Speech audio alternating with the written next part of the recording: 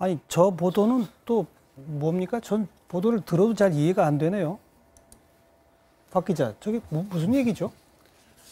첨단 선박을 진수시켰는데 아까 국방부 대변인의 얘기는 성능 테스트가 안 됐다고요? 네, 원래 선박은 진수를 하면은 특히 이제 그 군함은 1년 내지 2년 정도 성능 시험을 한 뒤에 정식으로 전력과 이렇게 취역을 하게 됩니다. 근데 1년 7개월까지 만들고 있다면은 그 시간이 너무 길고 그렇다면 혹시 이제 중간 성능 시험 과정에서 어떤 문제가 났을 수도 있다는 그런 이제 의심이 들게 하는 겁니다. 그러면 무조건 이제 토포론 공보부터만 한 거밖에 더 됩니까? 그러니까 진수 과정에서 완전히 다 전력화가 돼서 취역한 것으로 일반인이 진수하고 취역을 잘 모르니까 잘 안 거죠. 진수는 배 모양을 다 만들고 달 거 다 달아서 일단 물에 띄우는 겁니다. 조선소에서 만들어서. 예. 그렇지만 물에 뜬다고 해서 모든 배가 그대로 움직일 수도 없고, 그리고 특히 군함은 다양한 작전을 해야 되기 때문에 그 작전에 걸맞은 다양한 어떤 성능이 있는지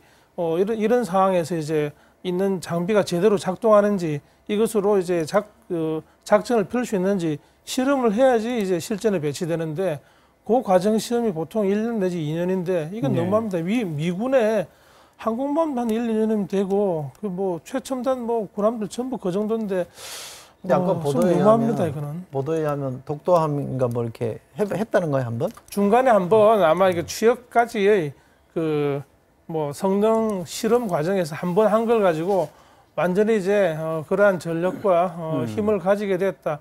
이런 식으로 이제 홍보에 좀 앞장선 듯한 느낌이 있습니다. 네, 그건 그 정도 말씀 듣고 박 기자. 네. 다시 한번 사고 전반적으로 짚어보죠. 사고 원인은 이제 아무래도 이른바 변침 그걸로 거의 확정이 된 것 같고 네. 현재 우리가 희망을 걸고 있는 것은 이 배 안에 에어포켓 그리고 거기에 우리 실종자들이 많이 좀 있기를 그거 네. 아니겠습니까? 좀 설명 좀 해주시죠. 네. 지금 이 준비한 패널은 지금 이제 이 배가 수위가 올라오면서 지금 배가 좀 가라앉은 걸로 나와서 그렇지만 이 세월호가 지금 현재 이런 상태로 수면 밑에 내려가 있죠. 이제 보시면 이 선박의 구조를 조금 말씀을 드릴게요. 지금 이렇게 겉으로 보시면 이걸 한번 잠깐 보겠습니다. 일단 지금 보시는 대로 지금 수면 밖으로 나와 있어 보였던 곳이 선수입니다. 배 앞쪽. 예. 그리고 여기가 선미죠. 배가 이제 전복됐기 때문에 지금 여기 보시는 것이 갑판이라고 하면 이 갑판에서부터 1층, 2층, 3층, 4층, 5층 갑판에서부터 5층까지 되어 있습니다. 그렇죠. 그리고 그 갑판 바로 밑에 자동차와 컨테이너 화물이 실려 있습니다. 그런데 이제 학생들이 주로 있었던 곳이 4층입니다. 3층, 지금 아까 원래 이 잠수부들이 진입했다고 발표가 나왔던 식당이 3층에 있고 객실은 4층에 있는데 이 3층 식당이 배 정 한가운데 여기에 있습니다. 네, 네. 그리고 학생들 이 3층 식당이 가운데 여기에 있고 그리고 요 바로 뒤편에 편의점이 있고 이곳에 270명 정도가 들어갈 수 있는 큰 공간이 있습니다. 네. 그리고 이곳에 8명씩 들어갈 수 있는 객실도 있고요.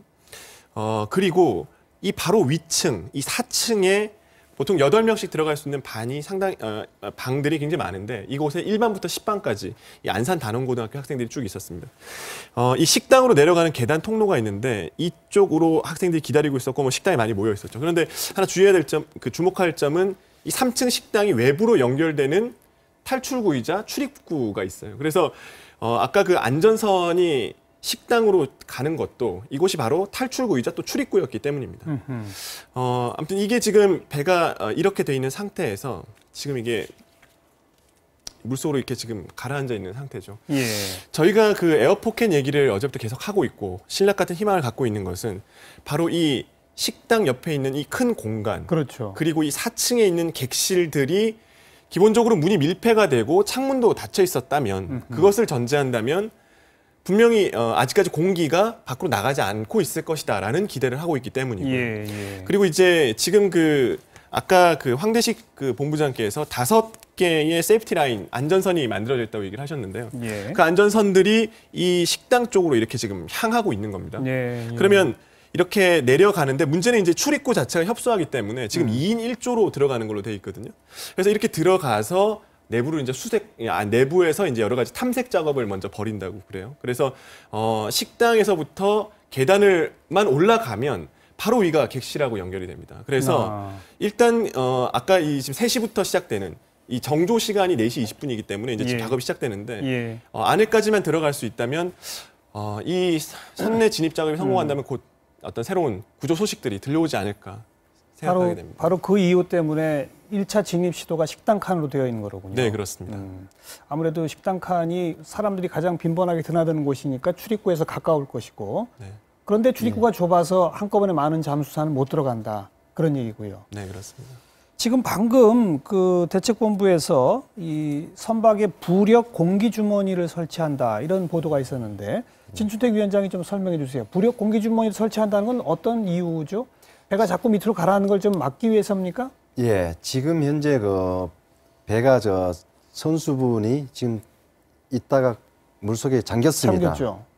잠겨도 확 잠긴 것이 아니고 어느 정도 있는 것 같은데 더 이상 가라앉는 것을 방지하기 위해서 에어 자켓을 넣어서 우선 그걸 방지하려고 그렇게 지금 설치하는 것 같습니다. 예. 현재 상태에서 더 밑으로 가라앉지 가라앉지 않게. 말아라. 만약 가라앉으면은 작업하는데 조금 악조건이니까. 그리고 지금 대형 크레인선들도 이제 현장에 도착해 있지 않습니까? 예. 크레인선에서 뭐 배를 끌어올리는 거는 지금 아직 작업이 그때 단계가 아니긴 합니다만 그냥 배가 더 밑으로 빠지지 못하게 이렇게 고정시킬 수는 없는 건가요? 그래서 어저께 제가 말씀을 드렸습니다. 물 위에 나와 있을 때 네. 빨리 줄이라도 감아놔 놓으면은 나중에 올릴 때는 어차피 이 큰 체인이 들어갑니다. 예. 이게 들 수가 없어요. 예. 그러면은 와이어 줄이라도 감아놔 놓으면은 나중에 조금 내려가서 수월하게 할 수 있게끔 어저께 좀 해라. 어저께 제가 다른 방송에서 그걸 했습니다. 네. 근데 오늘 예상대로 물속에 잠기네요. 언제 잠길 줄은 예상을 못 했는데 너무 빨리 지금 잠겼네요. 지금 보니까. 그러니까 그렇게 크레인으로 고정이라도 시키는 작업은 크레인이 뭐 지금 와갖고 지금 할 일은 없습니다. 일단 현재 그것만 그런데요. 해놓고 해놓으면 나중에 가라앉아도 다시 또 연결해서 당기면 되니까 지금 그게 조동 조치가 조금 미흡하지 않았나. 네, 네. 그렇죠. 그 크레인을 통해서 배를 인양하는 것은 생존자에 대한 확인 또 구출, 구조 이게 다 끝난 후에 보통 하게 되죠. 예, 맞습니다. 그거는 배를 그냥 인양하다 보면은 오히려 생존자들한테 위험할 수 있기 때문이니까. 예. 그 두 작업을 동시에 할 수는 또 없는 거고요. 동시에는 할 수가 없습니다.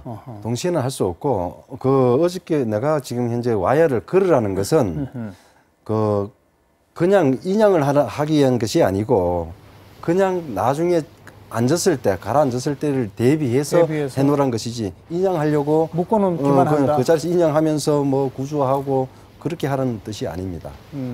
예. 그래서 뭐 통상 이런 사고의 경우 인양 작업에 착수하는 것은 이 실종자들에 대한 확인이 다 끝나고 예. 최소한 어떤 실종자 가족들도 다 동의하고 예, 맞습니다. 이런 절차를 다 밟아야 되는 거죠.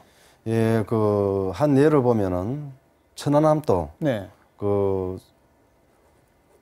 구조를 다 한 다음에 나중에 시간이란 건 정해져 있지가 않습니다. 가족의 동의를 받아야 되니까. 그래 결국은 나중에 동의를 받고 천안함 나중에 인양을 했습니다. 네. 여기도 뭐 그렇지 않나고 이제 생각을 하고 있습니다. 그런 절차는 뭐 그동안의 오랜 경험을 통해 만들어진 절차는 반드시 지켜져야 되겠죠. 그렇죠? 알겠습니다.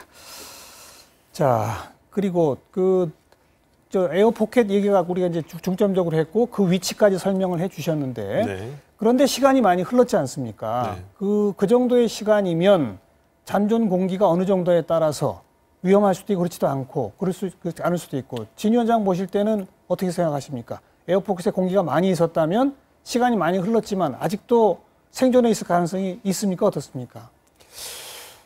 그건 참 판단하기가 어렵습니다. 지금 현재 공기가 있다고 해도 거기가